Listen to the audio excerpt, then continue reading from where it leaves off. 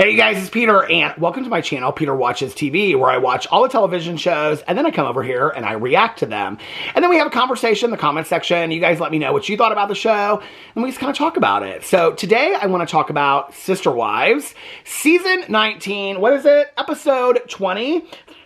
For everything, there is a season, okay, is today's episode.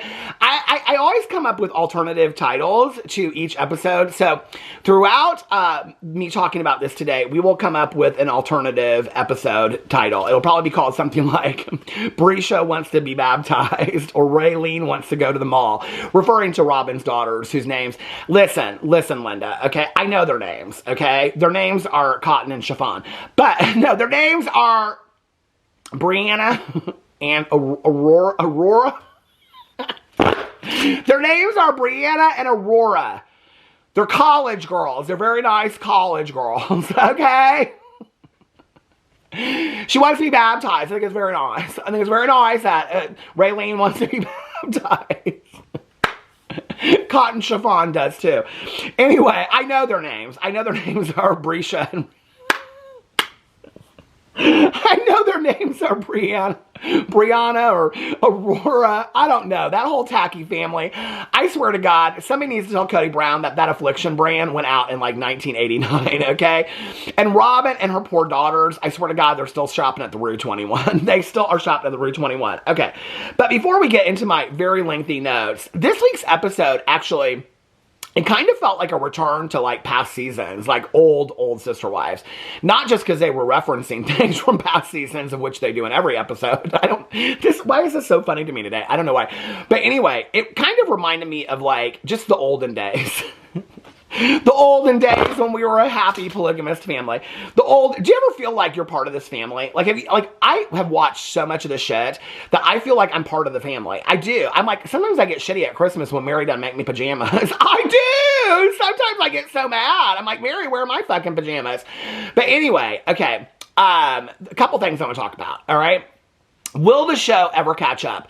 People are like messaging me about, are they going to cover this or are they going to cover that? Because at the end of the show, they showed the rest of the season. They said coming this spring. Is there like a break going on? Is like next week it not going to be on? I don't really understand. It said coming this spring, later this spring on Sister Wives. So I don't know if we're like mid-season break or what's going on.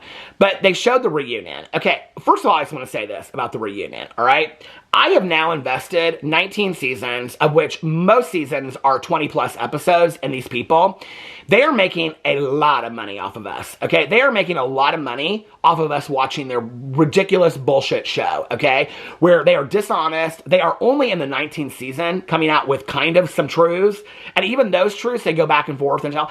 I don't understand why Sister Wives, okay, is the only fucking reality show on the face of the earth, okay? Vanderpump Rules. I mean, you want to talk about volatile, okay?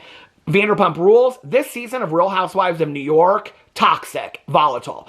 This season of Salt Lake City, Real Housewives of Salt Lake City, toxic, volatile, okay? Kyle Richards was going through a divorce last year. There were all kinds of rumors about her, and she had to go on.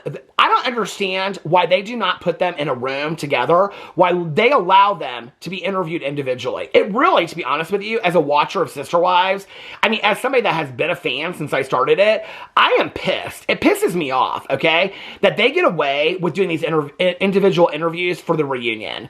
I think that they should if they say, you want a paycheck, you are all going to sit in one room, and because this is part of the problem with Sister Wives, right, is that they are all being interviewed at different times and different places, so their stories don't match up when they ask them something. Put them on the fucking chair. I want a 5-part, I put them on the same couch, I don't care, put them in different chairs sitting around a room, have David on there, I don't really give a shit, have Brisha and Raylene on there, I don't really give a shit. I want them to have to face each other and talk about their lives and their storytelling they've been doing for 19 seasons. I think if TLC wants to keep this shit going, I think that is something that as a fan, we need to start a petition, okay? We need to start a petition that I think as fans, we deserve a sit down on the couch reunion. If you think about this, they are the only reality show that gets away with this shit, okay? That they get to be interviewed individually, which means they get to control the narrative in that moment. And then the producers get to edit it any way they want. No, I want a fucking reunion where they are sitting on a couch, having to face each other, okay? And say what they really think about each other. And this is the thing, right? That Sister Wives never really catches up with itself where it is. And so this is kind of the curse of reality TV today. I mean, it happens with the Housewives. It happens with Sister Wives. It happens with every reality show I watch, right? Is that, like, I just noticed this the other day on Traitors, that Watch What Happens Live with Andy Cohen, whoever he has on that week from Traitors is the person that gets kicked off that week, okay? I hate to ruin it for you. Don't watch What Happens Live if you don't want to. I'll keep on watching it. But it's what's happened, okay? Every week, they have somebody on there from Traitors, and that person's the next person that gets kicked off, all right? So I won't tell you who it's going to be this week, but I already know. So anyway, but that's part of the problem, right? Is that with reality TV, we're watching a show that was filmed 1 to 2 years ago, okay? Whether it's the Housewives, Sister Wives, whatever it is. We're watching a show that was filmed at least 6 months ago, 6 months to 2 years ago, okay? Some of Sister Wives this season was 2 years ago. But at the same time that that's going on, in real time, we're all, like, watching what's happening with Coyote Pass, the selling of it, was it sold, was it not sold, so that we can Google the shit out of that stuff and look it up online when it happens, right? And then at the same time, all the wives, Kody and Robyn, the kids, they're all, like, going off on the TikTok and the Facebook stories, and they're sharing their shit, okay, and doing their lives. And so it's like we're finding stuff out before the show even airs. It's not really even reality TV. But this is what kills me is they all got so much to say online, but they don't want to say shit on the show. Say it on the fucking show. Put your asses on a couch, do a reunion show, and go after each other. You know why they won't do that? Because we won't see a season 20 if they do. We wouldn't have seen a season 19 if they did. We wouldn't have seen a season 18 or 17 if they did, because they all hate each other so much that they won't sit in the same room with each other, you know? It's ridiculous to me. Okay, speaking of Coyote Pass, I want to say something. Baby, it's been a long day already, and it's only 2 o'clock. Let me do my lip ordeal while I'm talking about this. Okay, I done fucked up on the Coyote Pass thing. Enough of you let me know that. I appreciate it. I said something about Coyote Pass being sold. This is the problem that I'm talking about right here, okay? I said, I hope this is not is this my, I almost said cottage cheese. Is this my powder donut lip balm? I hope it's not. I have this lip balm that everybody said I look like Brittany Cartwright's mom from Vanderpump Rules with it. Anyway, so, okay, this is part of the problem that I'm talking about. So, in my video last week, I said something, I don't even know, I didn't watch it back when people started commenting on it, but people said that I said something about Coyote Pass being sold. Like, we already know it's being sold. If I said it, I probably did say it. I had seen this thing on Facebook that was talking about Meri. There's all this shit that I see on Facebook that comes up now that I do these things, you know, the algorithm, you know, all that comes up. And so I watch this stuff, or I read them, and most of it is a hoax. Most of it is just all bullshit, right? But there was, like, this thing I saw, and then once I read that one, it was like 2 or 3 other things came up that said that Meri hadn't received her money, but Janelle had received like $340,000 or $320,000 or $240,000, I don't know how much money, but something like that, and a settlement with Kody Brown. And that then this article referenced that Kody had sold the property, and then another article said that Kody hadn't sold the property. And I just thought, oh, well, if Janelle got her money, then I fucked up. I'll admit it all day long, okay? I'm not a person that when I get something wrong has to, like, stand by it. I fucked up, and I appreciate you guys bringing it to me. But I'm wanting to start, so I don't know. They have not sold. This is the thing. I Googled the shit out of it to find out. I found some articles. People Magazine even talks about how Janelle has received her settlement from Kody, and it was like like I said, $340,000, something like that. I have it screenshot somewhere on my phone. Anyway, I know somebody will let me know the exact amount. But anyway, but there's people saying that she did, and there's people saying that she didn't, okay? Nowhere has it said that Coyote Pass has sold. So as of today, you cannot find anywhere where the title, nothing. I looked extensively into it. So Coyote Pass has not sold. I was wrong about that. But what I do want to ask you guys is, I'm wanting to start covering some of this stuff on my drama channel. What would be, if you guys are like diehard Sister Wives fans, where do you go for like the factual gossip? Which I know is kind of funny, okay? People have sent me to a lot of different YouTube channels. I have found some great YouTube channels that I love that are covering reality TV. I love them. I've been watching them. I will shout them out once I watch some more of their videos. But I'm talking about like a website where it'll say like all the facts or like, you know, something like that. Can you guys let me know what that would be so that I can find out the gossip and the rumors and I know like what it is factually? If you guys have those websites for you diehard Sister Wives fans, let me know in the comment section below, okay? So those are the 2 things that I wanted to say before I get into this. Hold on a second. I gotta let my lip balm bake a little bit, baby. All right, so let's get into this week's episode. For everything, there is a season. I think I'm going to call it chapter closes. Maybe. We'll get to it in a second. So when it starts, Janelle is moving to North Carolina, and David and Christine are helping her because she's scared to drive the U-Haul. Okay. And Janelle says she loves Flagstaff. She loves everything about it. She loves everything about Flagstaff. No, that's Christine's voice. I'm sorry. She loves everything about it, but it's time. It's time for her to move. And it's sad, but it's time. She's excited, but she's sad. Okay. And that because she's moving to North Carolina because her and Maddie and Maddie's husband Caleb bought this land, 150 acres, that she later says that she already has her house plans and she knows what her house is going to look like and everything like that. Okay, so she's moving out there to start a flower farm with them. Okay, then it shows Janelle, so Janelle and Christine are driving this U-Haul. Okay, Christine compares it to Thelma and Louise. I mean, like, you can't write jokes like this, okay? It'd be like Thelma and Louise, if Thelma and Louise were in a U-Haul, moving one of the polygamous wife to another state to be with her kids, okay? And the other polygamous wife was married again. I mean, it's like, how can you even make that? You're not Thelma and Louise, Christine, okay? This is kind of like Thelma and Louise. Like, did you ever see that movie? Oh my God, I just saw it the other night. It was so good. It's kind of sweet. Like, everything to Christine is new to her because, you know, she's lived in this, like, cult and cave of polygamy for the last 30 years. Like, so, like, everything is, like, new to her. Oh my God, I went to this restaurant yesterday. It's called McDonald's. Have you ever heard of it? They have these things. They're, like, round. And they have, like, breading on top of them, but it's, like, chicken. Like, grilled chicken, but breading. It's called chicken nuggets. Have you ever heard of it? I don't think you probably have, but you should try them. They're really good. You can get sauces on the side, too, to try them. They have mustard, and they have barbecue. Do you know barbecue sauce? We didn't use a barbecue grill. We always use it over a fire pit because we're polygamous. But anyway, they're chicken nuggets. You should try them. They're really good. From McDonald's. There's no AC. It's just MC. You probably don't know that. Like, everything she explains, it's like, she's explained to, like, the biggest idiot in the world that's like, what? McDonald's? Never heard of it before. So anyway, but the best part of this was, David is backing out the U-Haul out of the security area, and he's about to hit this security gate that keeps on closing, and Janelle starts losing her mind. She's like, you can't stop! You can't stop! You can't stop! I'm like, yes, baby, there's the real Janelle. We just saw the real Janelle come out right there. Christine looks scared in the car. I mean, she's got 400 treats and shit like that. Christine's got fountain pops and treats, and I don't know, she probably got smokes in there. Christine is now, like, drinking beer on boats and doing shots in bars. She's probably smoking a good pack of Newports. Who knows what the fuck she's doing these days.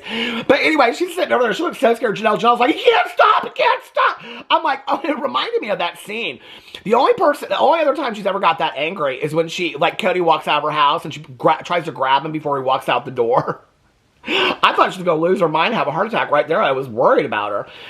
Anyway, that's where Christine compares the journey to Thelma and Louise. Girl power. We're just going on with our lives. Girl power.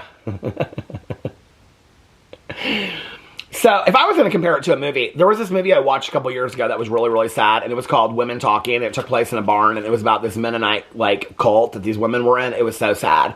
Christine, you should probably see that movie. I think you might relate to it. Oh, there's a really good documentary, too, Christine, on Netflix. It's called Keep Sweet, Pray, and Obey. You might check it out. You might relate to some of that. Then maybe, like, you know, move into the Thelma and Louise area, which is one of my favorite movies of life. We'll be drinking margaritas by the sea, Mamacita. Anyway. Okay, Cody says it was never his to know that Janelle was moving. She didn't want him to know. He says one of the kids told him. Well, one of the kids, I think he says one of her kids, but I think it has to be Truly, because Truly goes on the road trip with them. So it would make sense. He says it in a way that is so shady that Cody's, like, trying to get shit in, like, trying to get the kids in trouble. But what it had to have been was him talking to Truly and being like, hey, am I going to see you? And Truly's like, no, because I'm helping Mom help Janelle move. And that's probably how it happened, and he found out, right? Like, it probably was real innocent, but he makes it out like all the kids are gossiping behind their back. He's the one that does all that shit, you know? Janelle's like, why would I tell him? We're divorced. Like, there's no reason why. Which, I agree. Why would you tell an ex-husband that you're moving? There's no reason. Kody and Robyn still act like they're a family. It's so fucking weird. Like, his conversations this episode, talking about he thought that he and Janelle could work it out. Girl, when? I don't think you and Janelle, I mean, you talk about her wanting your buns of steel and rock hard abs. I don't think you and her have been intimate I don't know, since her last baby was born. I mean, you guys didn't even act like you were friends with each other. It's so weird to me that he's like, oh, I thought me and Janelle could work it out. Are you saying that you thought that maybe he was scared because Janelle was the one that knew the most about the money, so he thought they could work it out? Or maybe he's saying he thought Janelle was stupid. I mean, he says on there, I knew it was over with Meri and Robyn. Well, you might have wanted to fill Meri in on that, or Meri and Christine. He says, I knew it was over with Meri and Christine, but I thought Janelle and I might work it out. That was so bizarre to me. Like, he has got some vendetta against Meri. I mean, he's something horrible about Meri. I just don't get it. I mean, now a lot has come out about Meri, but it kind of came out and then it kind of hushed. People always ask me when I'm talking about, the kids have come out and said that Meri was abusive towards them. Some of the kids have come out and said that. So anyway, now we're at Kody and Robyn's house. He's doing the dishes, and she's like, what are you doing? He goes, I'm trying to turn you on. It's like Kody from season 2. It's so uncomfortable. Like, I don't think he reads the room about it whatsoever. He's like, I always want her attention. He's like, sometimes when I get out of the shower, he's like, I put a towel around my waist and I just flex. I'm like, you are so gross. You are so gross, okay? Like, I literally would not fuck you if you were the last polygamist on the face of the earth, okay? Or the last monogamist, or the last single. I don't care who you are, you're disgusting, okay? You are absolutely disgusting. So anyway, and then Chiffon Aurora walks in. I literally in my notes have Chiffon Aurora written down. She wants to talk to them. She has some cute little hippie shorts on. I just read Go Ask Alice, that book. I read it when I was in high school, and I read it again. And I was like, is she trying out for the part of the main girl in Go Ask Alice, whose name you never know? I was like, is she trying, because she had like these like jeans on that were like flowered. She always has like a blouse on. Like, it's definitely a blouse. It's not a shirt, okay? It's a blouse. And it is a good Raylene chiffon blouse, okay? And her mom wears the same ones. You know, the ones that come like this and like tie around. It's always one of those. And they always have like this ugly, it's like, why do they go into a store and they go, I want that ugly ass flower print? All of them. Her and her 2 daughters. Although, I think Brescia is going to be a wild child. I do. Okay. Did you ever see the Devil's Playground? Oh my God, it was this documentary. Go check it out if you've never seen it. And it's about these, Amish kids, and they leave during that, what's it called, something like that. Anyway, it's where you leave for like a year, and then you can, like, they do meth, and they're having all kinds of sex. It's like they party. I mean, it's like, it's scary, okay? And then they decide at the end of it if they're going to come back and be like good Amish people or not. And some of them do, and some of them don't, okay? I think Brescia, I'm not saying the part about the meth. I don't wish that on nobody. But I think she's going to be a little wild. Listen, Chiffon is going to church to get baptized. I think Brescia's looking for a boy, okay? That's just what I'm saying right now, okay? I put my money on it. So anyway, Chiffon Aurora, she walks up to them she wants to talk to them about going to church. He's like, oh, this is a serious conversation. You want to sit down? She said she feels like she's found a good place to foster a good relationship with God. I'm like, the way she says this, I'm like, she was like in her room, like in the mirror, and she's like, fostered a good relationship with God, fostered a good relationship with God, I mean, it's like so weird to me. You can tell by these girls how backwards they are. Like, and I mean like in the real world, okay? Like they could not function on their own in the real world. I mean, they just couldn't. It's kind of sad, right? And when I say this, I just want to say this, okay?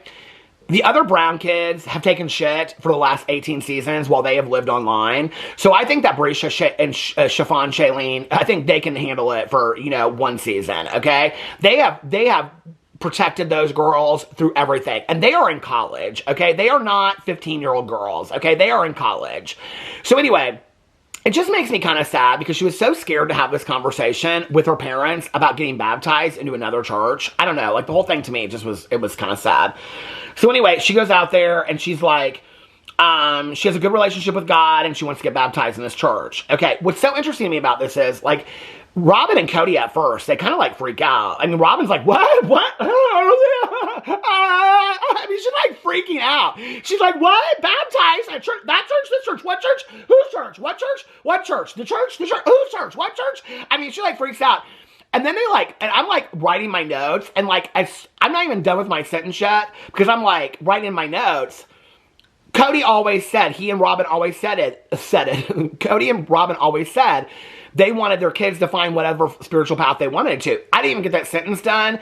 And those 2 fuckers collected themselves so quick. I mean, they are so weird, okay? And then all of a sudden, it's like Robyn and Kody are like, what? And then they're like leaning on the island. They're like, I think that's great. You should have a great relationship with God. Oh my God, we're so proud of you, Brescia Chiffon. I mean, I was like, what just fucking happened in this 30 seconds? Like, I am so confused. And then Brescia's crying and she's like, oh my God, really? And then Cody's like, yeah, you should find God. He doesn't even have God, okay? And then Bree's just like, and one more thing, will you baptize me too, Dad? And I'm like, this is so weird to me. And he's like, me? And then they cut to a commercial break. But anyway, it's so fucking weird. It's so weird. The whole show is so weird. So then it comes back from the commercial break, and they're like, you're ready to join that. Well, this is before the commercial break. They're like, you're ready to join that church. And she says, it's not really about the church. It's about her relationship with God, okay? But I do love, this is not about this, but I do love the bumper sticker that says, a car doesn't have to be in a garage to be a car. A Christian doesn't have to be a church to be a Christian. I love that. Okay. She says it's not about the church, it's about her relationship with God. They say it's a good, they go, that's a good answer. Good answer. Good answer. Family Feud. Good answer. Good answer. Good answer, Chiffon. Okay. She says that she loves God and wants to put her faith in him.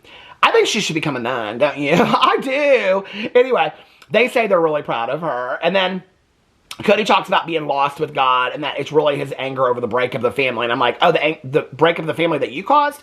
It's so interesting to me that Kody and Robyn still see that Meri and Christine and Janelle are the cause of the breakup of the family, when it was literally Cody, him not spending any time with the other wives or his other kids, giving any of the other kids any attention, the nonsensical rules during lockdown, all of that, his standing by it, his calling Robyn sweet and loyal, spending his entire time with her.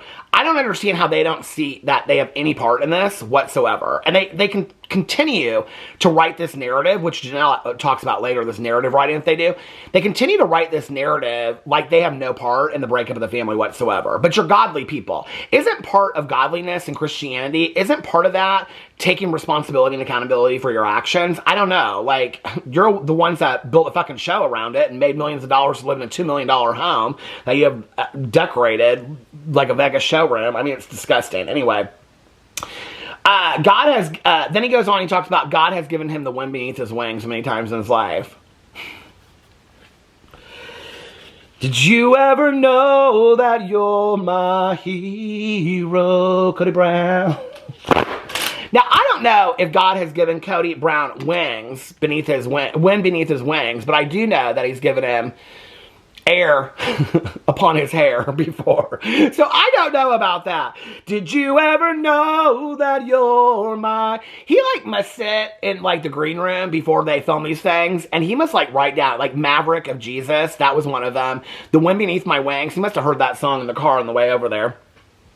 Anyway, I always thought, just a little side note, since we're now in season 19, I always thought it was interesting that Cody drove Lexuses and like other sports cars while the moms and the wives drove like the shittiest minivans in the world. I always thought that was real interesting. Did anybody else think that was interesting? Okay. Then it comes back from commercial break and she wants to get baptized soon. She wants Cody to baptize her with her pastor. Now we're at Meri's house, okay? And she's having a retirement party for Madeline, her cook at the B&B. I don't know her. She looks real nice, though. She does. Anyway, I think she worked at the Denny's up the street from me. She is. She's real nice. Oh, my God. Madeline. Hey, Madeline. Happy retirement. Meri says that she's a legendary cook. She's a legendary. Legendary. Legendary. Legendary. Legendary. Anyway, I kind of liked Madeline. I think we should have given her more airtime. Anyway. There's nobody ever staying at the B&B. Do you notice that? Or do they just not want their faces on the show? I probably wouldn't want my face on the show. But wouldn't that be kind of one of the only reasons why you would fucking stay at that ugly-ass B&B? I mean, it is ugly, let's be for real. Let's just cut out all the nonsense, okay? The house is cute. The way that she has it decorated like it's 1940 with those lace doily, what do you call them? Tablecloths and shit like that. It's nobody wants that, Meri, okay? I would not look on an Airbnb or look for a B&B and be like, that's the fucking place I want to stay. I'd be like, girl, where's the granite countertops? That's where I need to be, okay?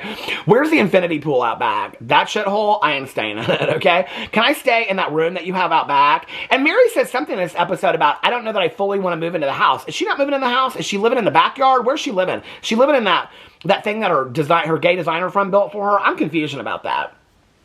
So Meri says that with her leaving, she goes, is it time to shut down the B&B? Now this is interesting because a lot of these gossip sites, that have proven to not be true are saying that she closed down the B&B. I don't know if that's true. Don't come for me. I'm just telling you what I read. I don't know. It could be true how she closed it down. I didn't even know that it was operating, okay?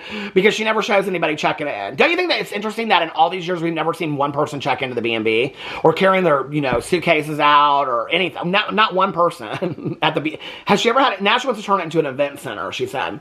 Now we're back on the road to North Carolina. They stopped at this place called Plot's Plot. It's basically like this big container unit, and people stop there and they put things from their past that they want to leave behind. I actually really loved the concept of this. I thought it was really cool. I was like, oh, I would like to go there.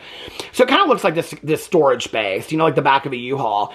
And then people have left stuff in there, and Janelle really wants to go there because she likes to stop on the way on road trips and do different kinds of stuff. Christine's putting in a dream catcher. They don't really talk a whole lot about what Janelle's leaving in there. They do get to it at the end.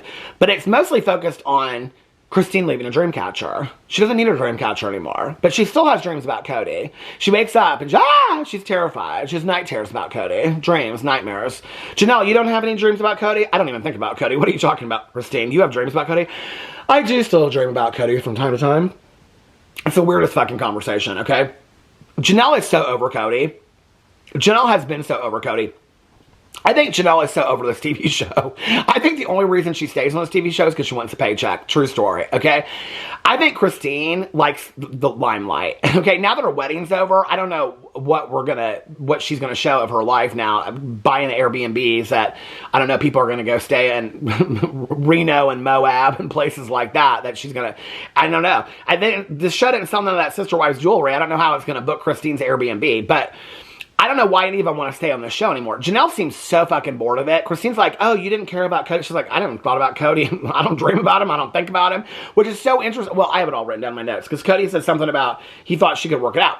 So they're on the road and they're going to this place. And Janelle is putting, Christine's talking about putting in the dream catcher. And Janelle's going to put in a jar of Robyn's leftover tears. No, she's actually going to put in... I thought that was kind of cute that I came up with that. Janelle's going to actually, I have it in my notes. Janelle's going to actually, I mean, you got to own it. If the joke falls flat, you got to own it, right? Janelle is actually going to leave in do you remember the necklace that Cody all had commissioned for Sister Wives jewelry? And they all hated their jewelry, although they acted like they loved it. Do you remember that Christine was the one that was the most fucking bent out of shape about that necklace? She's like, I mean, they were all of them fucking ugly, okay? They looked at something that you get at Spencer's Gifts. No, true story, they did. Anyway, but Janelle talks about how much she loved hers. It's like the tree. Remember the Tree of Life? They had to have the Tree of Life cake and the Tree of Life. Oh my God. And don't ever forget McKelty's black top hat that they had at the Tree of Life ceremony, the recommitment ceremony. The black top hat! You should have left it in there. You should have left the black top hat. Does that black top hat exist? McKelty, can you just comment on one of my videos and let me know? Anyway, Christine says she dreams and has nightmares about Cody. Janelle says she never dreams or thinks about him. Janelle says, girl, I think it was over a long time ago. That's her exact quote. Girl, I think it was over a long time ago. I was like, I love that she calls Christine girl. She talks about using him for her birthday because she had nobody to do anything with. And they flash back to this scene. I totally remember this scene because I thought in that scene, I was like, is Janelle high? Like, she is laughing in this car seat like nobody's business at Cody. Like, and I didn't get it at the time. Well, the flashback, now what she's saying is her kids were out of town. They were busy. That she didn't have nobody to spend Christmas with, to spend her birthday with. So Cody called her up and she's like, yeah, sure, I'll go out for my birthday. It's a free meal, basically, is what she said. Janelle, I love for that. I love that Janelle got one on Cody. But then there was this whole conversation about, like, Cody wanted more at the birthday dinner. Janelle's like, no, he didn't. Cody even says, oh, we friend zoned each other. He always tries to use these, like, terms from, like, they're not even, like, current terms that he's trying to use. You know, they're terms from, like, that were popular in, like, 1998. It's kind of embarrassing. Anyway, Cody said, yeah, Cody says, then they stop at this plot. Christine goes on, I mean, she goes on and on about this dream catcher. Okay, first of all, if you own them, more power to you. I can't fucking stand dream catchers, okay? They kind of freak me out a little bit. I think I saw them in some horror movie, like, years and years and years ago, and I just don't like them. My ex loved dream catchers. He wanted them, like, in the bedroom and everywhere else. I was like, can we not, please? Like, there's something about dream catchers that I don't like. But anyway, Christine's leaving this dream catcher in the plots because blah, blah. So they go into this plots place. I should just read from my notes since I spend so much fucking time taking these notes. Janelle left behind this tree necklace for Sister Wives' closet. They show inside, and David goes, there's 2 heads in here. And I'm like, oh my God, that is Kody Brown's head. I'm going to put a screenshot in here if I can get it in here. I'm like, oh my God, that is Kody Brown's head. They show all this shit that people's left behind. I really love the concept of this. I think the concept of this is really, really cool, that you leave something behind. Janelle goes on and talks about how it's like a place of transition. This is going to stop in just a second. Hold on. Okay, so Janelle goes on and talks about how this is like a place of transition, of leaving things behind. They leave their stuff behind and their notes with it. And then afterwards, Janelle says she kind of mourned the loss of the necklace. Not of the marriage or anything else, but the necklace. Because she really kind of liked it. I was like, girl, that thing was so rusted over. You hadn't cleaned that in years. You were not wearing that necklace. I never saw any of them wear those necklaces except for Robyn. Meri talks about getting rid of stuff she doesn't need. Meri's over it. She's just over it. Now we're back at Kody and Robyn's talking to Brescia about the baptism. Brescia. They're forever lost. Okay, it's not Aurora and Brianna anymore to me. It's Brescia and Siobhan, I think. Or Raylene. I like Raylene best, I like. Comforter and sheet set. Sheet set. Oh, that's what we should call them. Sheet set, because they go together. But which one's the fitted sheet and which one's the flat sheet? I slid a sheet, I slit, and on a slid sheet I sit. Say that 5 times fast. Anyway, I think that Brescia, she kind of conforms. So I think she's the fitted sheet. And I think Brescia, no, Aurora is the fitted sheet. And I'm going to call her Siobhan Raylene. Brescia, who's Brianna or whatever, it doesn't matter. Oh my God, my tripod fell. Right after the camera just stopped at everything, the tripod fell. A minor hazard that happens on my videos. Talking about, and you know what? It was God striking me down because I was talking about Brescia and Shailene and Raylene and Siobhan. Anyway, we're back to talking about the baptism. But one thing I wanted to note was, have you guys noticed during specifically just the last 2 episodes, it was during the picnic table painting session, and during the, during the baptism conversation, if you go back and watch those episodes, there's real sad music playing.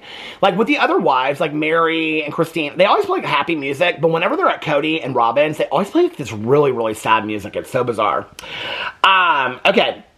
He says he was stunned about Brescia Siobhan asking him to baptize her. Do you think it's funny that I have to like make sure that it's not like Brescia is now Brianna, okay? Aurora, I'm gonna call her 15 different names. I don't know. Raylene, I like Raylene. What do we like? It doesn't matter. Anyway, he says he was stunned about her asking him to baptize her. I'm like, girl, I was stunned too. All right, Kody Brown, that's one thing we agree on. Why did she ask you? Why didn't she ask her mom? Like, I think it's so weird. I mean, you want to talk about patriarchy, okay? And they want to talk about patriarchy. I think it's weird that she asked her adoptive father and not her biological mom to baptize her. When her mom is the one that went to church with her, Kody didn't want to go to church until he felt like other men were going to be looking at Robyn. Why would you not ask your mom to baptize you? It's so weird to me, unless this is like a very male-dominated church. I don't know anything about the church that she's going to. So, anyway, he asks if the pastor is okay with it, and she nods, so he's agreed. She's like bawling and stuff like that. I mean, good for her. It was a sweet moment for her. I just feel like those girls are so sheltered. I feel like they need to, like, do they even get to watch the show? I wish they would get to get outside a little bit more and stuff like that. You know what I mean? Anyway, that one girl, Brianna, she must get out because she must go to the CVS and buy Dippity Doo because it looks like she puts that in her hair from 1982. Do you guys know what I'm talking about, the Dippity Doo stuff? Whenever she's got like a Tony perm with like Dippity Doo in it or something like that. Anyway, I think we should, I think we should put them on the Maury Povich show and have them do a makeover. You know what I mean? I used to love those talk show makeovers back in the day.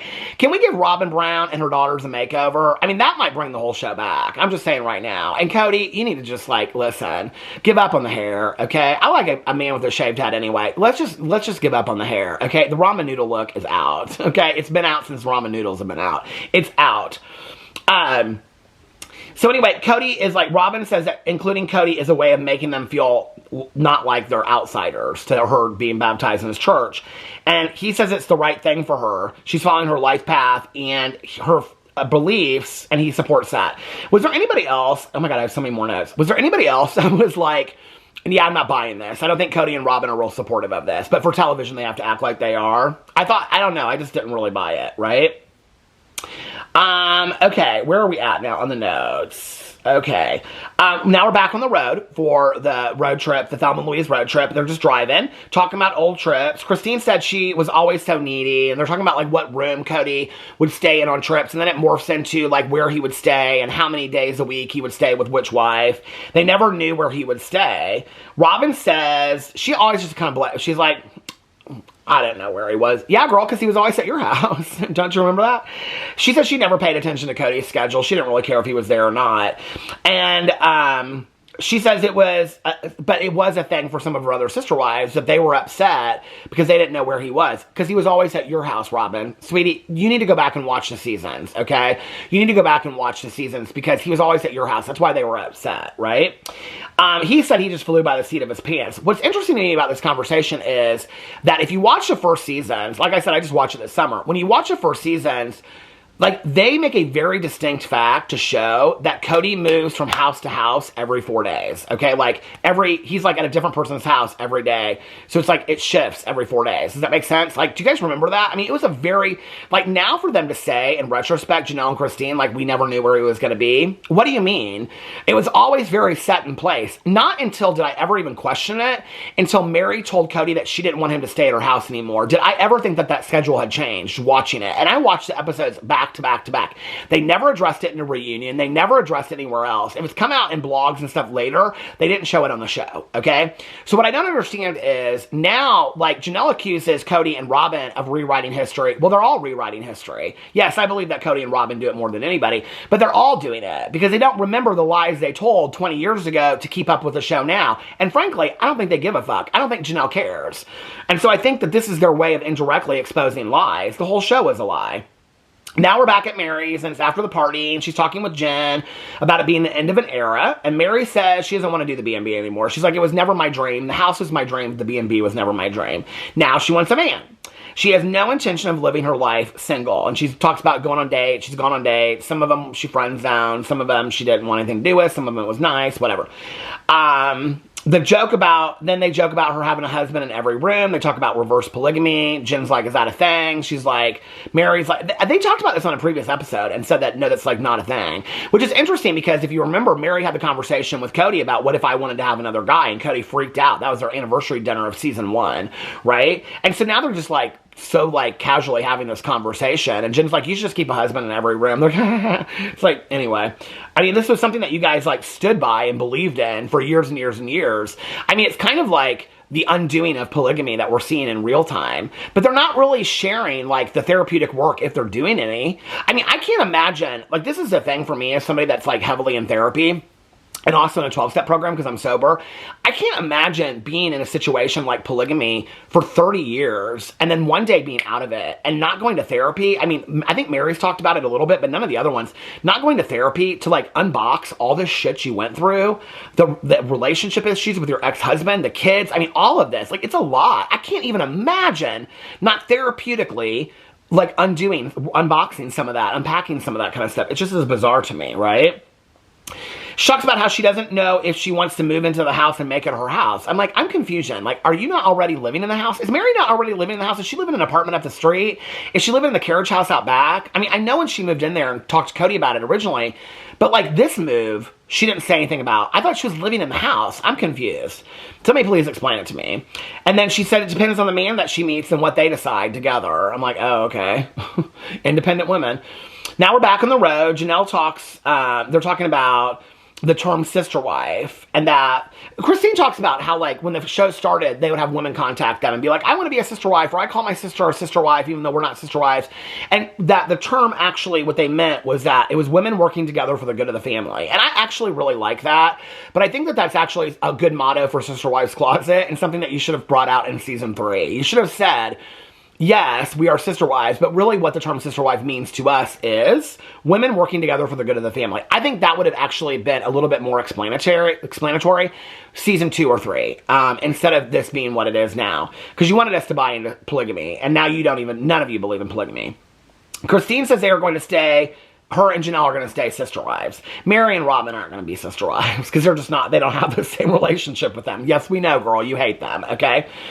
They just didn't have the same connection, Janelle says. They both say they want the best for Meri, though. They don't really say a lot about Robyn, but they both want the best for Meri. They talk about spiritual divorce and how they're still married until you have to have sex with the next guy, is how it kind of goes, unless you get a release. I mean, I guess if you want to get out of polygamy, you either get a release one way or you get a release another way. I just came up with that on the spot. That was good. Okay. Christine says, just go and have sex and move on with it. And Janelle's like, I don't think I like that, Janelle. Or Christine, I don't think that I like that. She's, it kind of bothers me that Christine is so flippant about it. Really? Christine is a changed woman these days. They talk about the spiritual marriage. They talk about Meri getting the release. Janelle likes the idea, but she's like, I don't even know who to call about it. Well, maybe your old church. That might be a start that y'all said you went to for years and years and years when you were praying in front of the TV in your living room. Cody says he didn't feel like he needed one from Meri or Christine. Well, Christine left your ass. And Meri, why didn't you feel like... It's so interesting. It's like he didn't even consider himself married to Meri for years and years and years. It's so hurtful. He says in the end, God will work it all out. The God that you're angry at for breaking up your family, that God will work it all out? Okay, Cody. Then they go and they talk about Coyote Pass. Janelle says that she has got to get her money out of there for her new project, which is the farm. Then Janelle said when she sold her house in Vegas, the proceeds went into Robyn's house. This is where they're like feeding stuff out now, and I live for this kind of shit, right? Because we've never talked about that before. Janelle says at some point there was a change in thought about how the family financial resources weren't to benefit the entire family, and how Robyn and Cody always try to revise history of how things were paid, and they immediately flip to Robyn, who goes, Janelle says it's a hot topic button for both of Robyn and Cody, because they don't want to talk about the finances, because they're in complete control of the finances.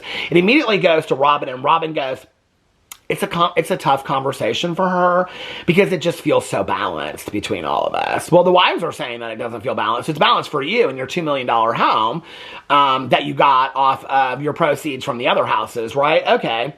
And then she's like, I helped so much in the early years. Can somebody explain that statement to me? What early years? The early years when they were living in Utah and Robyn wasn't even part of the family yet? The years when she was... I'm confused. I mean, they were married for many years before Robyn ever came into the picture. So what early years is she referring to? She brought... I think that, you know, Dayton, Brescia, and Coyote Pass... whatever, Coyote, Chiffon, whatever their names are, I think are really nice kids. But let's just be for real. She cost the family more money by bringing 3 kids into it and having 2. So, I don't understand how she feels like she did a lot for the family and saved them a lot of money. I'm confused by that statement. Cody says he wanted to help Janelle out by buying a house. Janelle's like, yeah, it was Christine's house. I was like, oh, I remember this. And she's like, I didn't want Christine's house. Cody pushed so hard for Janelle to buy Christine's house. She's like, I didn't want Christine's house. I didn't like that house. She's like, I'm moving to North Carolina. She's like, I got plans for a house. I'm building a house there. She's like, and there is no other plan, okay? Because Cody keeps on talking about, you know, like he thinks he and Janelle can work it out. So now we're in Shreveport. We're a bar in Shreveport, Louisiana. David says they're going to do shots. Christine says she doesn't mind being a bad influence on Janelle. She thinks she needs one. Janelle doesn't know how to order a drink. She's never been into a bar. She's been in a bar, but she's never done a shot. Janelle says they wouldn't drink when she was growing up, but then they would have a glass on and then she's like, but when we got married, then, you know, every once in a while, like the church we were in, we wouldn't drink, but she was like, every once in a while, once we like, you know, started settling, she's like, on a Friday night, we would have a glass of wine or something together. And I'm like, wait a fucking second. Wait a second. You all are liars. Because I can remember when you guys were wedding shop dressing for Robyn, okay? And you guys went, and you all went, and Robyn wouldn't drink. I think that was that trip, right? And Robyn wouldn't drink, and they all of them sat there and were like little kids sipping a fucking beer in that restaurant. They're like, and all that kind of stuff. Do you remember that? And they like had to ask Cody for approval if they could have a drink. Now Janelle's sharing that every Friday night when cameras were turned off, they were fucking sitting around having glasses of wine together. Oh, you left that out of the show. All of them are fucking liars. I'm over this show. I am so over. I'm going to keep on watching it for the nonsense of it all. But I'm over it. They're all fucking liars. They're all liars, okay? And she says that they would have a glass of wine on a Friday or whenever they were all together. Well, they never showed that at those family gatherings. None. They had those red plastic cups, you know, from the Walmart. And I'm like, we never saw that. Janelle goes, she knows Cody likes to have a drink, and she knows Christine likes to have a drink, and she doesn't know about Meri. I'm like, wait a second. Cody, that you needed to get approval from to have a drink, he likes to have a drink? Cody kind of comes out later. He's like, I've never done a shot. What? He never says anything about liking a drink. They never show that. Why aren't you guys showing the reality of what's going on? It's such bullshit. Then they order, and then Meri says something about she had a shot one time and it made her sick and she didn't like it. Or Robyn's like, what, me? What, me and Brisha going to a bar together? Never. I won't even let her get baptized. Robyn said she's never had a shot in a bar, which I thought was interesting. But then after that, she goes, I don't think I've ever been in a bar before. I'm like, okay, girl. So anyway, David orders them slippery nipples, which I think is kind of funny. That's the shot that he orders. And Janelle's like, there's always interesting names to these, which then Christine calls titles. Titles to shots. Shots have titles like books, if you didn't know, per Christine. But anyway, they do these shots, and then Christine's like, shot, shot, shot, shots. I'm like, she is literally like, you have let this girl out of this cult. I feel so bad for her that she's lived in this sheltered lifestyle all these years. Anyway, and Janelle's like, oh, Christine's like, oh, Janelle, I've even done shots with your kids. And like, Janelle acts like she could care less. But anyway, Janelle can hardly do it. But then she goes, oh, it's not that bad. I haven't had a drink in 30 years. Okay, I can remember a buttery nipple. Slippery nipple. He calls it a slippery nipple, I think, on the show. Isn't it a buttery nipple? Isn't that what it's called, the butterscotch one? Anyway, I haven't had a drink in 30 years, but I remember that. That's like literally the easiest shot in the entire world. Janelle says she's never had more than one drink. She doesn't think she needs to experience being drunk. Cody says he's never done a shot. Meri says she's done one shot. Robyn says she's never really been in a bar. She hasn't done a shot in a bar. Cody says that there is something then that goes on, and then Janelle starts getting kind of drunk. And I wish we would have just kept the footage going, because you can tell Janelle is getting drunk off of one shot, and I kind of live for it. And I kind of wanted to see a drunk Christine and Janelle and what that conversation would have been. I kind of would have lived for that a little bit. I kind of liked drunk Janelle a little bit on this show. Is that bad? I don't know. Anyway, Cody says there's something wrong with his relationship with Janelle. Cody, what's wrong with your relationship with Janelle is that you still think that you have a relationship with Janelle. And your relationship with Janelle is that she is the mother of your children. Your relationship with her is over. It is over. She's left you. She's moved to North Carolina. That's what's over with your relationship, Cody, okay? She didn't want him to know about the moving. And he says if he overanalyzes it, it just gets hurtful. Like, he's just really hurt. And he goes, maybe she's just moving to get away from me. She's like, I'm so over it, this whole thing. Then she talks about being in a bar. She's looking forward to new experiences. She's 55, and it's a new chapter, she says. She's excited. Change and growth is scary, but when you do, it's the most interesting place to live your life. Which is better than Coyote Pass, probably. But anyway, woo! That was a lot to get through this week. I feel like we unpacked that. Anyway, let me know what you thought about this week's episode in the comment section below. I love you guys. Prayers and love to Brisha, Kakat, and Chiffon, and Raylene. I love you guys, and I will see you. And don't forget comforter and mattress, and I will see you guys tomorrow. Bye.